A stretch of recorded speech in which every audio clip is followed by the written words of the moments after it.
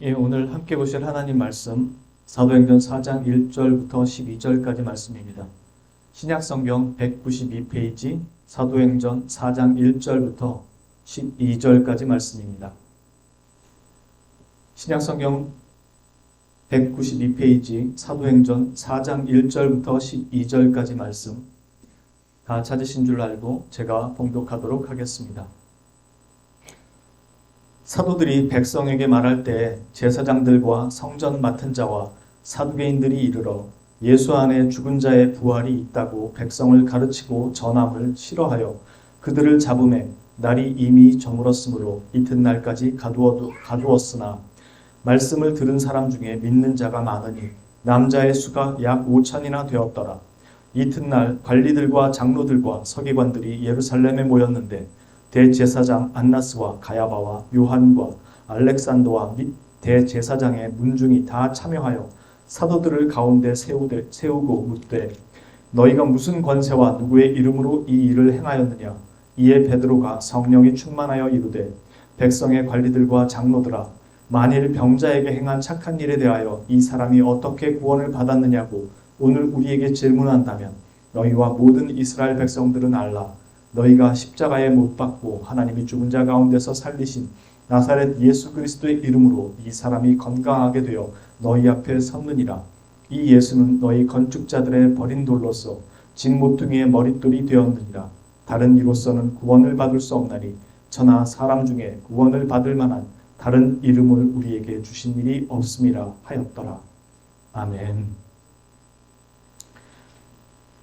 예, 오늘 말씀은 사도들이 40년 동안 걷지 못했던 자를 걷게 한 일과 또 부활에 관한 일을 얘기하는 것으로 인해서 부활에 관한 것을 가르치는 것으로 인해서 제사장들을 비롯한 여러 사람들에게 붙잡혀서 신문을 당하는 내용입니다.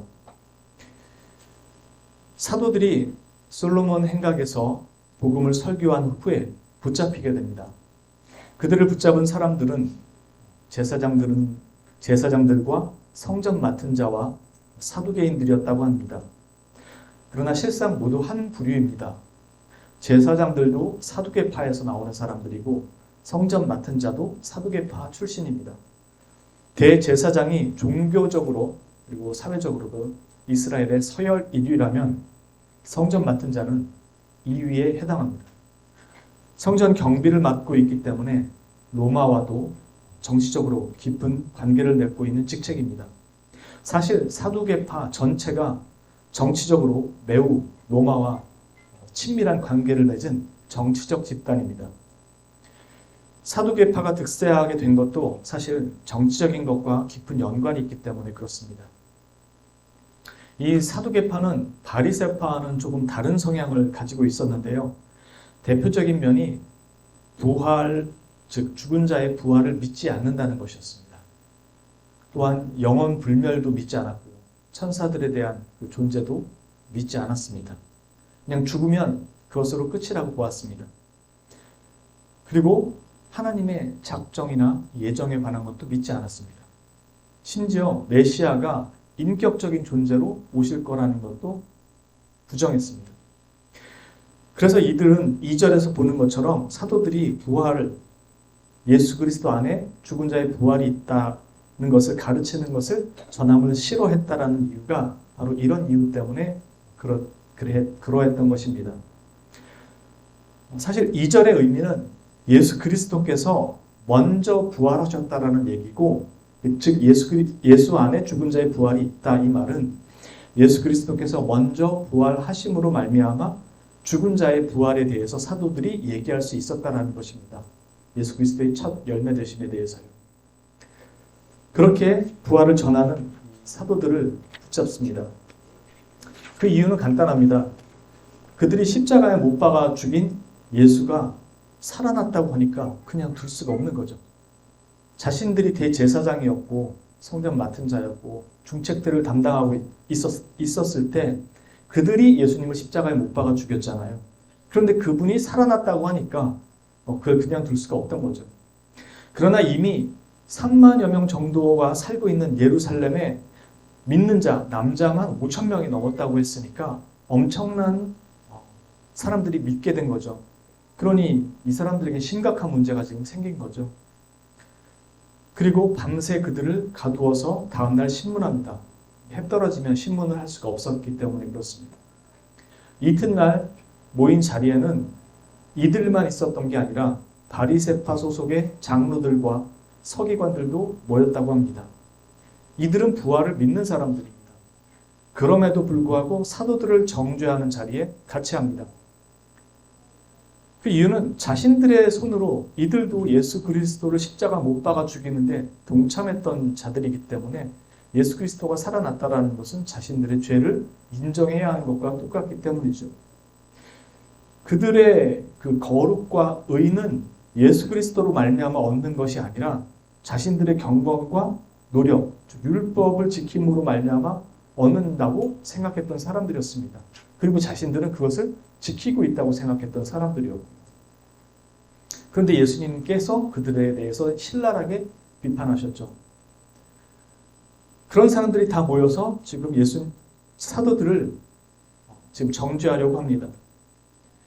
그렇게 모인 자리에 누가 있냐면은 대제사장 안나스와 가야바가 있다고 얘기합니다. 이 안나스와 가야바가 예수님을 정죄했던 사람들입니다. 그래서 이 사람들이 예수님을 만났던 그 장면을 살펴보면 무척 흥미로운 것을 발견할 수 있게 됩니다. 먼저 요한복음 가볼게요. 요한복음 18장에 가보면 이들이 예수님을 만나는 장면이 나옵니다. 172페이지입니다. 172페이지가 아니고 179페이지입니다. 요한복음 18장, 이 장은 예수님께서 겟세마네 동산에서 잡히시는 장면입니다. 그래서 안나스에게 끌려가는 장면입니다. 18장 12절입니다. 이에 군대와 천부장과 유대인의 아랫사람들이 예수를 잡아 결박하여 먼저 안나스에게로 끌고 가니 안나스는 그 해의 대제사장인 가야바의 장인이라. 가야바는 유대인들에게 한 사람이 백성을 위하여 죽는 것이 유익하다고 권고하던 자로라. 즉 안나스는 그 해의 대제사장이었던 가야바가 대제사장이었는데 그 사람의 장인 어른이 안나스였습니다. 그런데 안나스는 가야바보다 바로 윗대 대제사장이었어요. 그런데도 안나스에게 먼저 끌고 갔다는 것은 안나스가 여전히 대제사장의 자리에서 섭정하듯이 자기의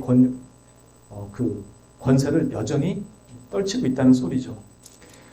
요한복음 11장으로 가볼게요. 앞으로 넘기시면 그가 처음에 어떤 얘기를 했는지 그 얘기가 나옵니다. 11장 47절부터 보겠습니다. 11장 47절을 보면 이렇게 시작합니다. 이에 대제사장들과 바리새인들이 공회를 모으고 이르되 이 사람이 많은 표적을 행하니 우리가 어떻게 하겠느냐.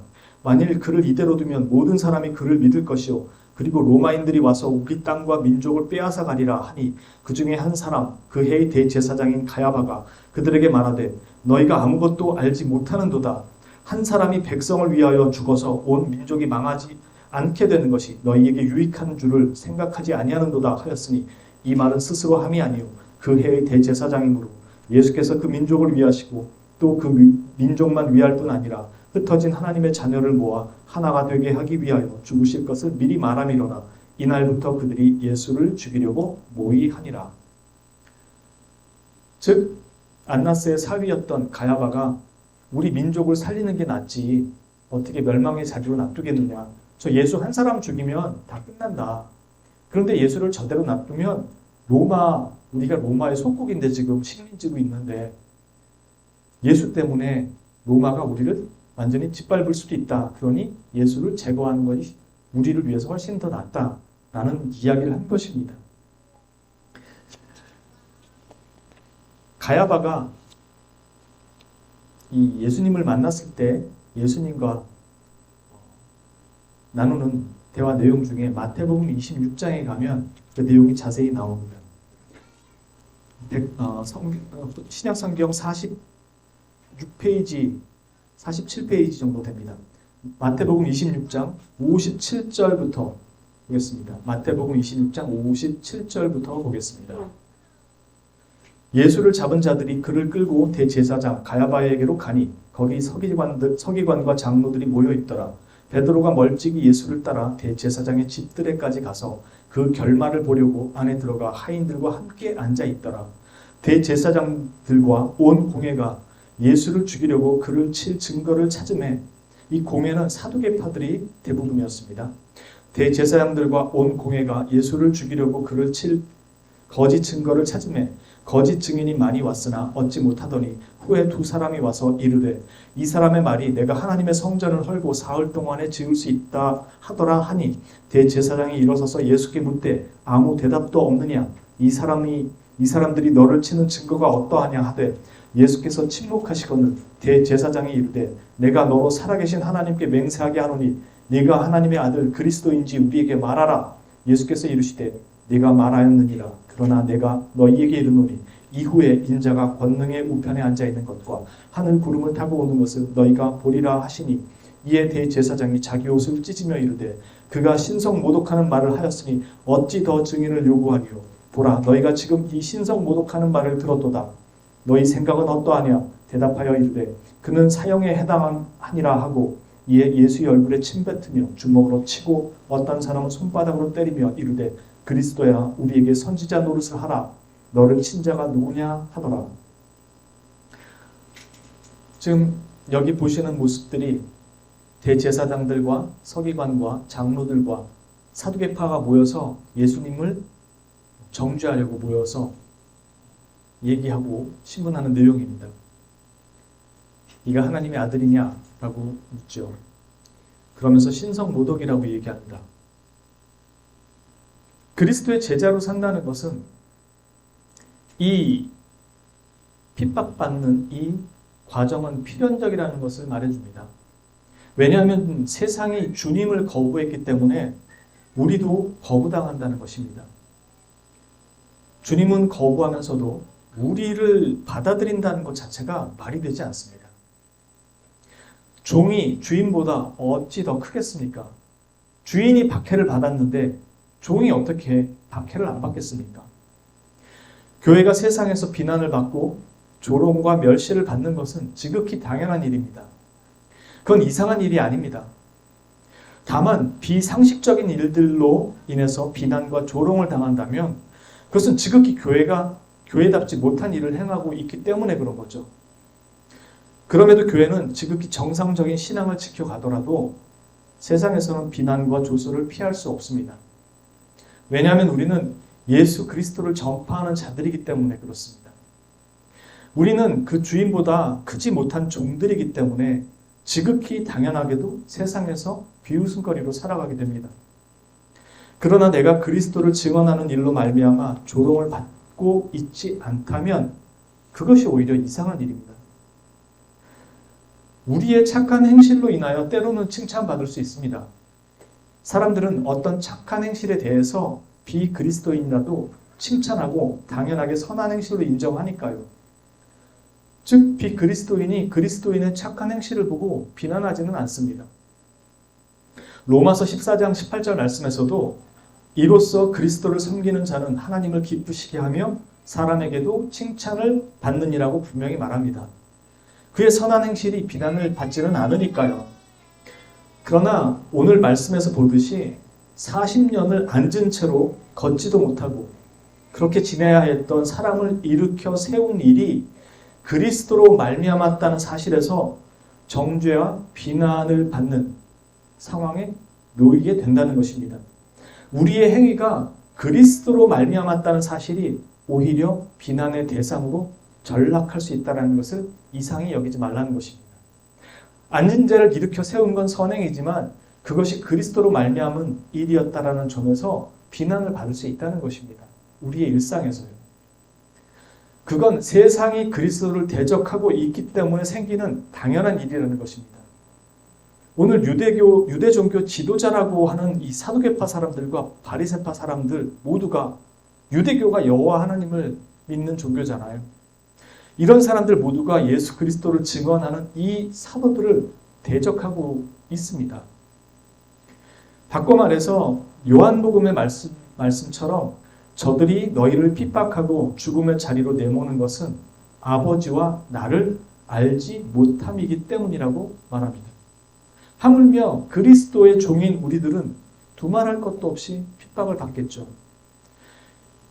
지금 사도행전의 이 이야기는 교회가 세워져가는 이 초석을 놓는 사도들이 받는 핍박에 관한 것이 1차적인 이야기지만 교회가 세워져가는 과정이라는 점과 교회가 어떻게 세워져 가고 있느냐는 점을 고려할 때 이 땅의 성도들도 동일하게 해당되는 이야기라는 것입니다. 사도들은 지금 교회를 그리스도 위에 세우고 있습니다. 유대교 종교 지도자들과 맞서서 말이죠. 하나님을 올바로 알지 못하는 자들과 맞서서 신약의 교회를 세우고 있는 것입니다. 예수 그리스도라는 반석 위에 말이죠. 다른 이로서는 구원을 받을 수 없다는 것은 다른 존재가 그 자리를 대체할 수 없다는 뜻이죠. 그렇게 다른 이로서는 구원을 받을 만한 이름을 주신 적이 없다고 사도들이 말할 수 있었던 것입니다. 다른 인간 대체자가 올 수 없었기 때문에 그것은 피조물로서는 그 일을 감당할 수 없기 때문에 오직 단 한 분 하나님의 아들이 오셔야만 됐다는 것을 말하는 것입니다. 이 문제는 죄와 사망으로부터 우리를 건지는 문제였기 때문에 조금 더 흠이 없는 거룩한 분이 오셔야만 했고 그래서 하나님 아들이 오셔야만 했기에 대체자가 없다라는 것입니다. 그래서 다른 이로서는 구원이 없고 오직 예수 그리스도로 말미암아 구원이 있을 뿐이라고 얘기한 것입니다. 사두개파는 정치적인 종교 지도자들이었고 그들은 부활도 또 영원의 불멸도 없다고 또 천사도 믿지 않았고 인격적인 메시아의 강림도 기대하지 않았던 자들입니다. 그들에게 신앙은 다시 말해서 오늘을 사는 것이 전부인 사람들입니다. 그래서 오늘의 복을 빌고 오늘을 어떻게 사느냐가 전부인 사람들이죠.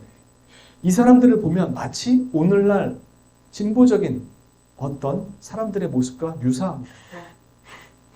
부활도 우리 가슴 속에서 일어나는 일이라고만 얘기를 하고 천사나 영월 불멸을 믿지 않는 자들도 있습니다. 그러면서 예수님을 얘기하고 이 예수님은 우리의 삶의 모본, 표본으로 오신 분이라고 얘기하는 거죠. 즉 우리의 죄와 사망으로부터의 구원자가 아니라 우리가 살아가야 될 세상에서 어떻게 그리스도인으로 살아갈 것인가 라는 것에 있어서 보다 윤리적이고 도덕적인 삶의 표본으로 이해하는 거죠. 그러니 거기에는 실질적인 부활도 필요가 없고 성찬의 의미도 우리와 같은 의미로 이해할 수가 없겠죠. 그러나 사도들이 단 한 분밖에 없다고 이야기했던 것은 바로 죄와 사망으로부터의 구원이었기 때문에 그리스도 외에는 이 예수님 외에는 다른 분이 올 수가 없었다는 것입니다. 그래서 그들의 신앙은 그저 오늘을 사는 신앙에 머물 수밖에 없게 됩니다.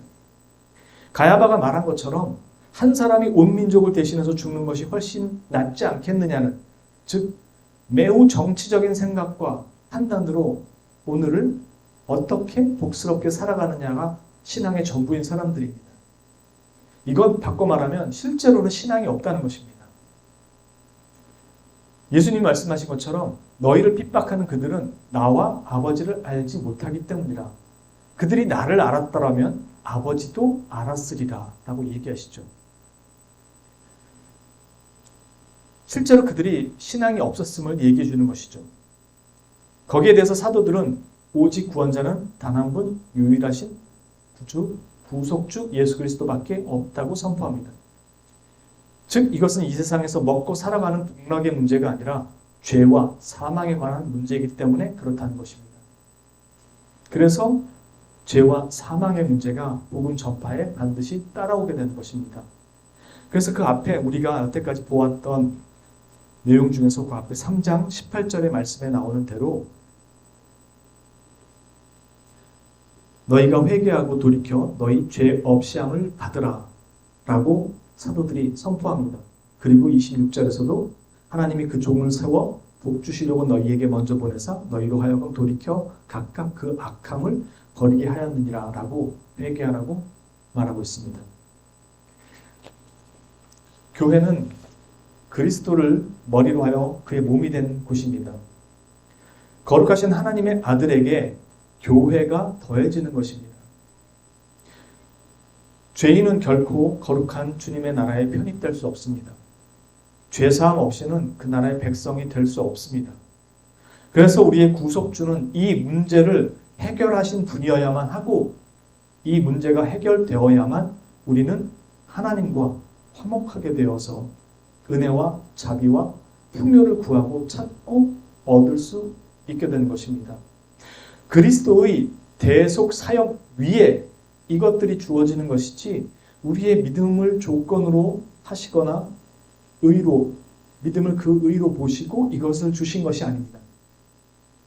이 모든 것들을 누리고 구할 수 있게 하신 것은 오직 그리스도의 대속 사역의 완성으로 가능하게 된 것입니다.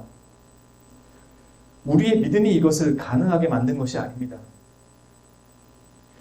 그렇게 우리의 믿음은 철저하게 그리스도의 사역과 은혜 위에 놓여지는 것이지, 우리의 의지와 결단 위에 놓이는 것이 아닙니다. 믿음의 주여 온전케 하시는 이인 예수를 바라보자는 히브리서 12장 1절의 말씀은 바로 이런 의미입니다. 믿음의 근거, 기초, 파운데이션, 권위자, 창시자, author, 믿음의 완성자, 퍼펙터인 예수를 바라보자. 그렇게 얘기하는 것입니다. 즉, 우리 믿음이 능력과 은혜를 누리는 것은 믿음의 기초요, 창시자요, 완성자인 그리스도께서 이루신 사역으로 인해서 가능하게 된 거지, 우리 믿음 때문에 그런 것들을 누릴 수 있게 된 것이 아니라는 것입니다. 그 우리 믿음이 실제로 그 효력과 능력을 발휘할 수 있는 그 기초를, 그 창시자가, 그 완성자가 그리스도였고, 그리스도의 사역 위에서 우리의 믿음이 그 능력과 힘을 발휘할 수 있게 됐다는 것이죠. 우리의 대속을 위해서 이루신 일들입니다. 이것이 하나님께서 창세 전부터 뜻하신 일들이었고, 이미 이루어진 일이고, 동시에 아직은 오지 않은 궁극적으로 완성될 하나님 나라의 일입니다. 교회는 바로 그 나라의 일원으로 부름받은 자들인 거죠. 여기서 건축자의, 오늘 말씀에서 11절에 보면 건축자의 버린 돌로서 집 모퉁이의 머릿돌이 되었느니라 라고 말할 때, 이 건축자라고 자처하는 사람들이 이스라엘의 종교 지도자들이었습니다. 즉, 너희가 건축자라고 하면서 너희가 버린 그 돌이 오히려 하나님 나라의 집을 짓는 그 집을 완성하는 모퉁이 돌이 되었다는 것입니다. 사도들은 그것을 증언하고 있는 것이고요. 우리는 그 은혜와 특권을 예수 그리스도로 말미암아 누리는 자들이며, 동시에 그것을 증언하는 자들입니다. 그 집은 부분적으로는 이 땅에 이미 세워져 있고, 어떤 부분에 있어서는 이미 세워져 있고, 또 우리는 그 집의 한 지체가 되어 있습니다. 그리고 언젠가 도래할 궁극적인 그 나라를 소망하면서 살아가는 것입니다. 즉, 하나님 나라는 이 땅에 이미 도래했고 궁극적으로 완성될 나라가 오고 있는 것입니다. 우리는 그 나라의 백성으로 살아가는 것이고요. 그 나라의 주인이 그리스도임을 증언하는 것이고요. 그 나라는 죄와 사망으로부터 벗어난 자들만이 들어가는 자라는 것을 이야기하는 것입니다. 그러나 사도계파는 그 소망을 이 땅에 둔 자들과 같은 그런 삶을 꿈꾸며 살아가고 있는 것입니다. 마치 주님이 없는 자들처럼 이 땅에만 관심을 두고 살아간다는 것이죠. 어제 제 아내가 나이가 많으신 한 여전도사님이 평생 혼자로 지내시다가 주님의 교회를 열심히 충성스럽게 섬기다가 돌아가셨다고 하더라고요. 그래서 여동문회에서 연락이 와서 가봐야 될 것 같다고 그런 얘기를 하더라고요. 그러면서 그분의 죽음을 생각하니까 주님이 어떤 마음이실까 하는 생각이 들다 보니 눈물이 난다고 하더라고요. 평생 홀로 살면서 주님을 그렇게 섬겼던 분이었거든요. 그래서 제가 그랬어요. 아마도 주님이 맨발로 뛰어나와서 반겨주시지 않으실까. 물론 이 표현은 주님이 반갑게 맞아주실 것이라는 표현이죠. 저는 그 얘기를 들으면서 혼자 생각하기를 주님께서 아마도 그래 이 땅에서 수고가 많았다라고 칭찬해 주실 거라고 생각합니다. 그러나 그것보다도 그 믿음을 끝까지 포기하지 않고 지킨 것에 대해서 더 기뻐하며 반겨주시지 않을까라는 생각이 듭니다. 우리가 이 세상에서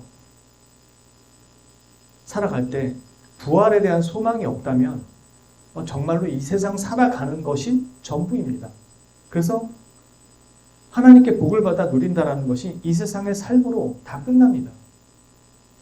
그러나 우리가 그리스도로 말미암아 하나님 나라의 백성이 되었다는 것은 부활의 소망을 전적으로 우리에게 품게 하는 가장 중요한 이야기입니다. 죄와 사망의 이 문제가 해결되지 않고는 결코 주님 나라로 우리가 갈 수가 없습니다. 우리는 이 땅에서 하나님 나라의 백성으로 또 이 땅의 백성으로 살아갑니다. 우리가 이 세상에서 편하게 살아가는 방법은 하나님의 법을 포기하면 됩니다. 예수 그리스도의 손을 놓으면 됩니다. 세상이 요구하는 법에 발맞추며 사는 게 지금보다 훨씬 사는 것이 수월할 겁니다. 어쩌면 사는 재미도 지금보다 더 나을지도 모릅니다. 하고 싶은 거 다 하고 놀고 싶은 거 다 놀고 누릴 거 다 누리면서 말이죠. 간통죄도 없어졌습니다.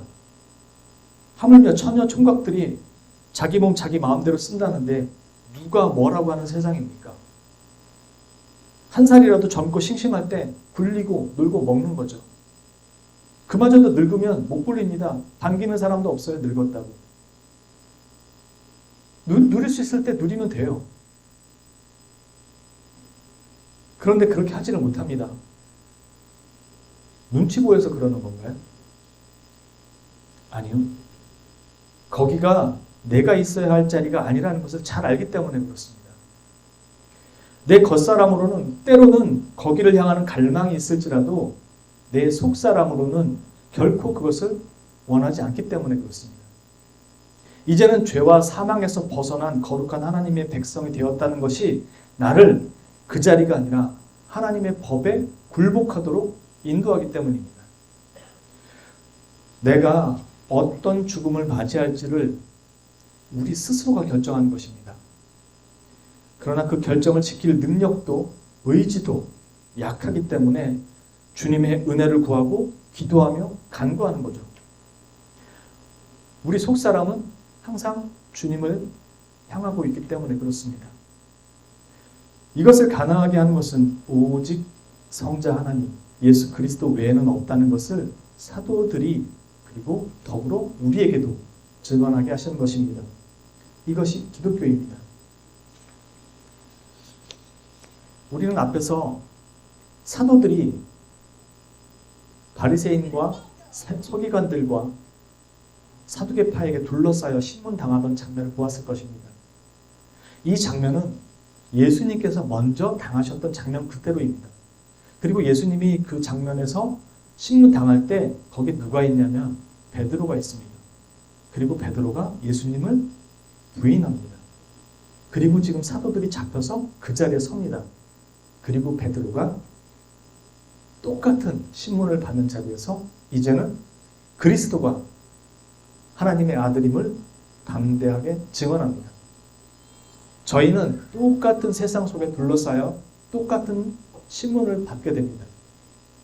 무엇이라고 얘기할지는 우리가 결정하게 될 것입니다. 우리는 다른 것들로 증언하는 것, 예수님 잘 믿고 복받고 넉넉하게 사는 것으로 증언하는 것이 아니라 똑같이 죄와 사망으로부터 우리를 구원하신 그리스도를 증언하는 자리에 서게 될 것입니다. 무엇을 먹을까, 무엇을 입을까가 아니라 먼저 그의 나라와 그의 의를 구하는 자가 되도록 부르신 것입니다. 우리의 증언은 언제나 세상에서 도전받고 위협받고 비난과 조롱을 함께 받게 될 겁니다. 세상은 그리스도의 능력이 무엇을 먹고 무엇을 입을까를 해결해 준다고 생각하기 때문에 그걸 제공해 보이지 못하는 우리를 비난합니다. 너희 믿음은 어디 있기에 너희는 먹고 입고 쓰는 것도 제대로 못하고 그렇게 사느냐고 비웃습니다. 너희 신이 정말로 있느냐? 있다면 너는 그렇게 사느냐?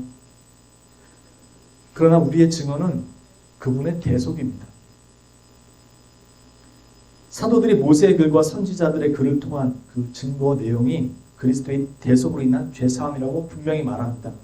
그래서 우리는 우리의 삶에서 대속의 증거를 드러낼 수 있도록 살아야 하는 것이기도 합니다.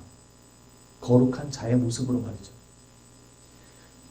우리는 이미 해석된 성경을 읽고 들으면서도 그것을 보고 듣지도 못하고 보지도 못하고 깨닫지도 못한다면 그건 정말 참담한 예배 시간을 보내고 있는 것입니다.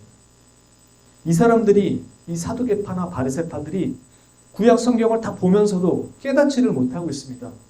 그런데 우린 지금 해석된 내용까지 듣고 있어도 이 말이 내 안에서 믿음으로 자리하지 못한다면 정말 참담한 예배 시간을 보내고 있는 것과 같습니다. 하나님은 그 아들 예수 그리스도를 우리에게 유일한 대속물로 주셨습니다. 그것을 대체할 복음은 없습니다. 우리는 그 복음이 신비에 가슴에 새겨진 사람들입니다. 성령으로 인해서요. 타인에 의해서든 그 어떤 것에 의해서든 지워지지 않습니다. 심지어 주님께서도 지우시지 않습니다. 그분의 피가 그것을 이루셨고 보증으로 성령 하나님을 저와 여러분에게 주셔서 새기신 것입니다. 결코 취소될 수 없는 언약이라는 것을 보증하기 위해서 성령을 보내신 것입니다. 그 성령님은 이미 우리의 구원을 확인하는 각인된 인장이라고 말씀하십니다. 그렇게 남은 것은 이 복음을 신비에 새기고 각인한 자들이 살아가는 삶이 남아있을 뿐이라는 것이죠. 세상에서 그리스도를 증거해보라고 했을 때 잘 먹고 잘 사는 것이 아니라 이전의 삶과 세상이 요구하는 법이 아닌 그들조차도 양심에 새겨져서 아는 그 법을 실제로 구현해 나가면서 살아가는, 그러나 세상 법과 타협하지 않고 거룩의 법을 쫓아가는 자들로 살아가는, 그것을 증거하게 하신 것이죠. 죄와 사망으로부터 구원하신 그리스도의 제자로서 그 뒤를 쫓는 삶이 남은 것입니다. 누군가는 우리를 통해 그리스도를 보게 될 것입니다. 누군가는 우리를 통해 그리스도의 향기를 맡게 될 것입니다. 여러분이 부지불식 중에 하는 행동 모두 하나하나에 따라서 말이죠. 우리 중 누군가는 진한 향기를 낼 수도 있고 그리스도를 확연히 드러낼 수도 있겠지만 또 어떤 사람은 약한 향취로 흐릿한 모습으로 나타낼 수도 있을 것입니다. 그러나 우리는 그리스도의 사람이라는 것은 영원토록 불변하는 것입니다. 하나님이 불변하시는 분이시고 시건치 아니하시는 분이시고 처음과 끝이 동일하신 분이시며 영원하신 분이기 때문에 우리에게 허락한 그 약속이 동일하고 영원하고 불변하기 때문에 그렇습니다. 연약하고 부족한 향치고 흐릿하게 드러내는 것일지라도 그리스도를 드러내는 존재라는 것을 잊지 말고 우리는 매일의 삶에서 그것을 도전하며 살아가야 됩니다. 이제는 우리 모두 죄와 사망에서 벗어난 자의 삶을 살며 유일한 구속주 되시는 예수 그리스도를, 그 대속을 세상 가운데서 증언하시는 자의 그 삶을 살아가시기를 주님의 이름으로 진심으로 축원합니다. 기도합니다. 거룩하신 주님, 죄와 사망의 자리에 있던 우리를 구원하시고 하나님의 거룩한 백성으로 부르셔서 이제는 그 삶을 살게 하시고 세상 가운데 빛과 소금으로 드러나게 하셨습니다. 우리가 연약하고 죄인인 것을 그들이 알기 이전에 우리 자신이 먼저 알고 있습니다. 그럼에도 하나님은 우리를 세상에 보내셔서 그리스도의 향취를 뿜어내게 하시고 그리스도의 모습을 드러내고 그 빛을 반사하게 하셨습니다. 주님, 죄인으로서 부끄럽고 참으로 세상 가운데 내가 그리스도인이라는 모습을 드러내는 데 있어서 너무나도 연약하지만 주 예수 그리스도께서 나를 살리신 것을 그 증언하고 드러내는 그 입술과 그 삶에 주님께서 함께하여 주셔서 힘주시고 도와주셔서 끝까지 우리에게 맡겨진 일들을 성실하게 지켜낼 수 있도록 인도하여 주옵소서. 언제나 함께하시고 우리를 그 자리까지 인도하실 우리의 유일한 구속주요 거룩한 구주 예수 그리스도 이름으로 감사드리며 기도합니다. 아멘.